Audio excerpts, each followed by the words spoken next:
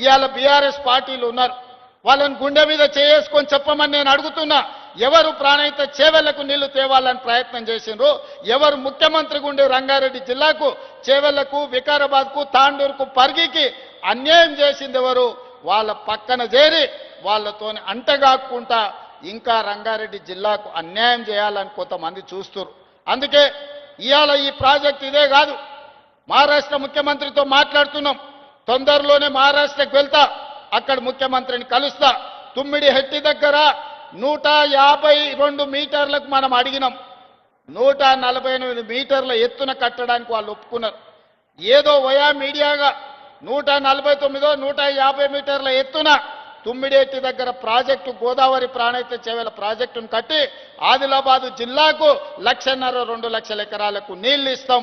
అదేవిధంగా మల్లన్న సాగర్ నుంచి మెదక్కే మలిపిన గోదావరి జలాలను మళ్ళీ రంగారెడ్డి జిల్లాకు తెచ్చి చేవెళ్ల, వికారాబాద్, తాండూరు, పరిగి, కొంత కొడంగల్ ప్రాంతానికి కూడా గోదావరి జలాలను తరలించడం ద్వారా ఈ ప్రాంత రైతాంగాన్ని కూడా ఆదుకునే బాధ్యత కాంగ్రెస్ పార్టీ తీసుకుంటుంది.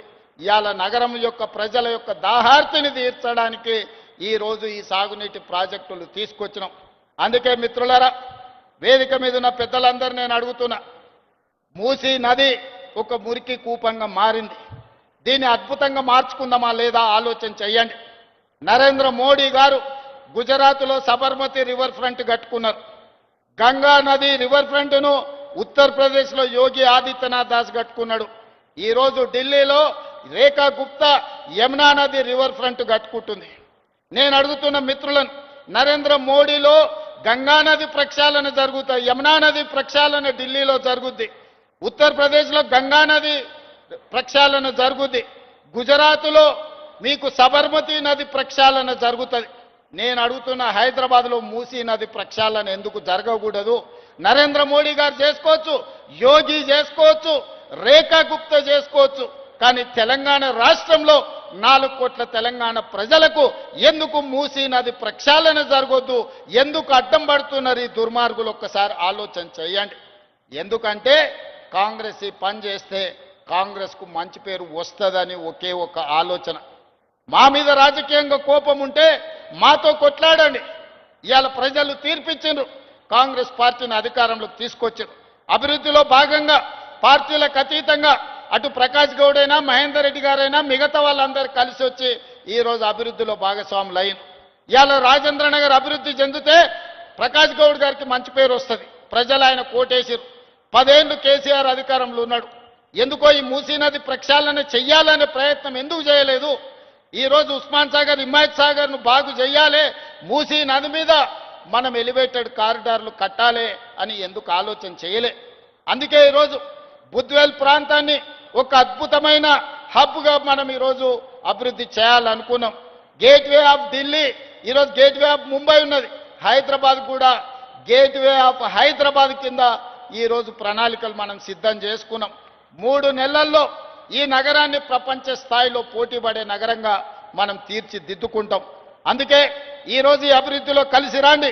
హైదరాబాదు నగర నిర్మాణంలో మీరు భాగస్వాములు కాండి.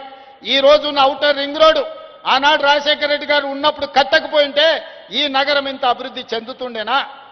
ఆనాడు ఐటీ కంపెనీలు తేకపోయింటే, ఫార్మా కంపెనీలు తేకపోయింటే ఇన్ని లక్షల మందికి ఉద్యోగ ఉపాధి అవకాశాలు వస్తుండేనా? ఇవాళ ప్రపంచ చిత్రపటంలో హైదరాబాదు నగరానికి గుర్తింపు వస్తుండేనా?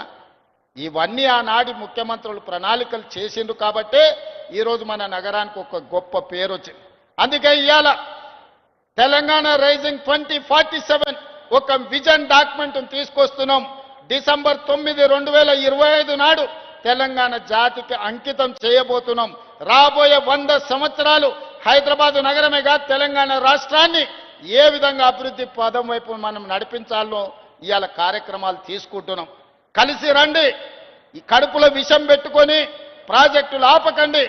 ఇవాళ మనం మూసీ రివర్ ఫ్రంట్ని చేసుకుందాం, ఫ్యూచర్ సిటీని కట్టుకుందాం, RRR నగరాన్ని, RRR రింగ్ రోడ్లను వేసుకుందాం, మెట్రో నగరాన్ని విస్తరించుకుందాం. ఇవాళ ఇవన్నీ ప్రణాళికలు చేసుకోవాలంటే మీ అందరి సహకారం ఉండాలి. మీరు అండగా నిలబడండి. రాబోయే 10 ఏళ్లలో అద్భుతమైన నగరంగా, ప్రపంచంలోనే గొప్ప నగరంగా హైదరాబాదు నగరాన్ని తీర్చిదిద్ది లక్షలాది మంది నిరుద్యోగ యువకులకు ఉద్యోగ ఉపాధి అవకాశాలు కల్పించే రాష్ట్రంగా మన తెలంగాణను తీర్చిదిద్దుకుందాం మిత్రులారా. వాళ్ళు వీళ్ళు ఎన్ని చేసినా, ఎన్ని కుట్రలు చేసినా, ఎన్ని కుతంత్రాలు చేసినా, ఎన్ని రకాలుగా అడ్డం పడ్డా మా ప్రభుత్వం తిప్పికొడుతుంది, ఒక్కరొక్కరి సంగతి కూడా చూస్తుందని నేను ఈ సందర్భంగా తెలియజేస్తూ, ఏది ఏమైనా ఇంత మంచి కార్యక్రమాన్ని ఏర్పాటు చేసిన ప్రభుత్వ అధికారులతో పాటు ప్రజాప్రతినిధులను కూడా మనస్ఫూర్తిగా అభినందిస్తూ సెలవు తీసుకుంటున్నా. ఈ నగరాన్ని గొప్పగా తీర్చిదిద్దే దాంట్లో మీరు అండగా నిలబడండి. నష్టపోయే పేదలను మన ప్రభుత్వం ఆదుకుంటుంది. వాళ్ళందరికీ సహాయాన్ని అందించే బాధ్యత నాది. ఆ వెనకాలన్న మా అక్కలకు మాట ఇస్తున్నా, ఈ నిర్మాణంలో ఎవ్వరు నష్టపోయినా అందరినీ మన ప్రభుత్వం ఆదుకుంటుంది. ఇది